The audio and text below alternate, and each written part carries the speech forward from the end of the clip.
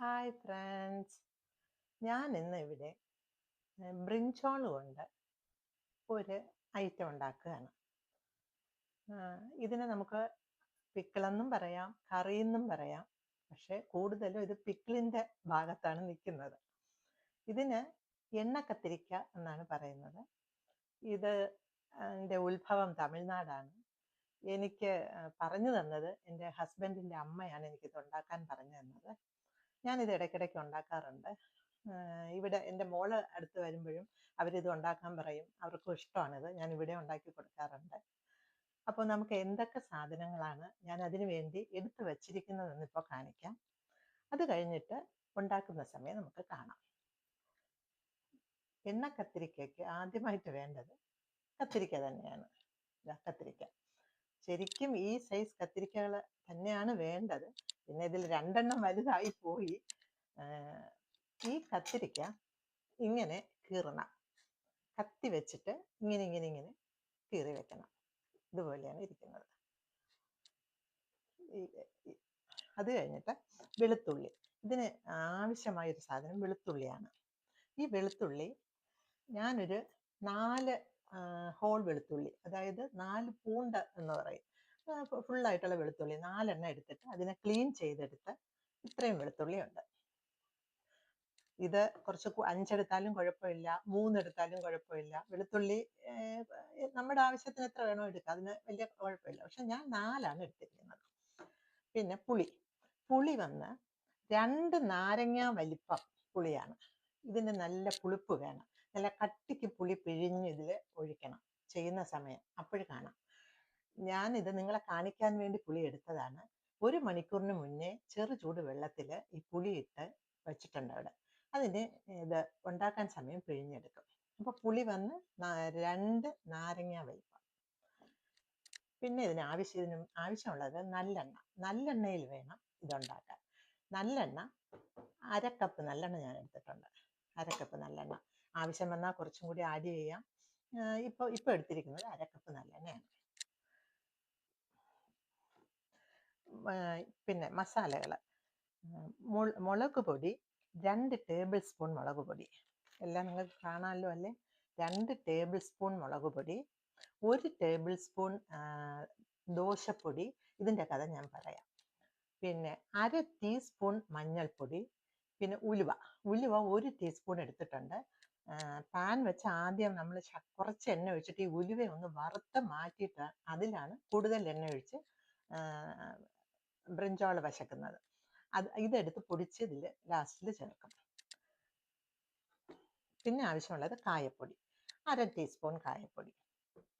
പിന്നെ കറിവേപ്പില, അത് തുടക്കത്തിൽ നമ്മൾ ഇടുന്നതാണ് കറിവേപ്പില. ഉപ്പ് ആവശ്യത്തിന് ഇടണം. വിനീഗർ ഈ ചെറിയ ഒരു ഗ്ലാസ്സിന് അരയാണ് ചേർക്കുന്നത്. ഇത്രയും സാധനങ്ങളാണ് നമ്മൾ ചേർക്കുന്നത്. ഈ ദോശപ്പൊടിയുടെ കാര്യം പറയാമെന്ന് ഞാൻ പറഞ്ഞല്ലോ. ദോശപ്പൊടി എല്ലാവരും അങ്ങനെ ചേർക്കാറില്ല. മല്ലിപ്പൊടി കുറച്ചിതിന് ചേർക്കുന്നവരുണ്ട്. പക്ഷെ മല്ലിപ്പൊടി ചേർത്താൽ എൻ്റെ അനുഭവത്തിൽ അങ്ങനെയാണ്, വേഗം ഇത് ചീത്തായി പോകുന്നു. പുറത്ത് 10 ദിവസം വരെ ഇരിക്കും ഇതുണ്ടാക്കി വെച്ചാൽ.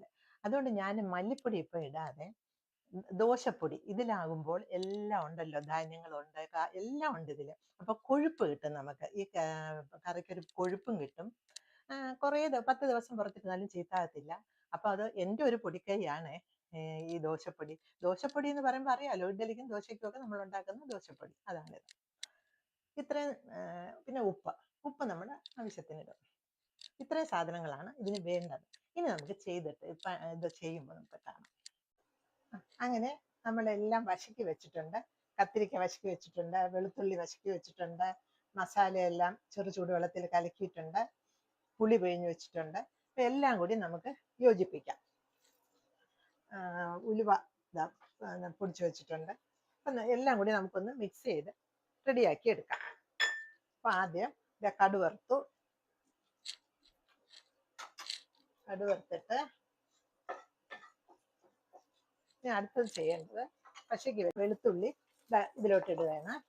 വെളുത്തുള്ളി ഇട്ടു. ഇനി അടുത്തത് കത്തിരിക്ക. നമുക്ക് ആ കത്തിരിക്കയെ ഇതിലോട്ട് ഇടണം. കത്തിരിക്കയെ ഇങ്ങനെ ഇടുകയാണ്. കത്തിരിക്ക ഇട്ടു. അത് കഴിഞ്ഞ് പുളിവെള്ളം, കലക്കി വെച്ച പുളിവെള്ളം ഒഴിക്കുകയാണ്.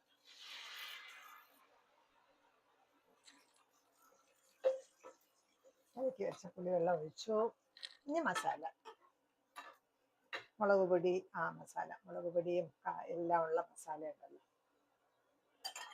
ഉലുവാപ്പൊടിയും കായപ്പൊടിയും എല്ലാം കൂടിയുള്ള മസാല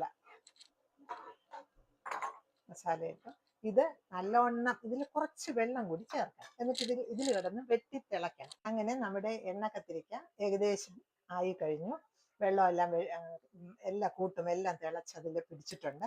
അപ്പൊ കുറച്ച് ഉലുവാപ്പൊടി ഞാൻ മാറ്റി വെച്ചിരുന്നു. ആ ഉലുവാപ്പൊടി ലാസ്റ്റിലൊന്ന് തൂറ്റി, വളരെ കുറവ് ലാസ്റ്റിലൊന്നിങ്ങനെ തൂകുന്നുണ്ട്. പിന്നെ ശർക്കരപ്പൊടി, ശർക്കര കുറച്ച് ആവശ്യക്കാർക്ക് ചേർക്കാം.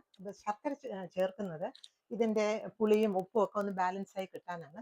ഞാൻ 1 സ്പൂൺ ശർക്കരയുടെ പൊടി ചേർക്കുന്നുണ്ട്. അങ്ങനെ നമ്മുടെ എണ്ണ കത്തിരിക്ക റെഡിയായി കഴിഞ്ഞു. എല്ലാവരും ഇതൊന്ന് ട്രൈ ചെയ്ത് നോക്കണം കേട്ടോ. ബൈ.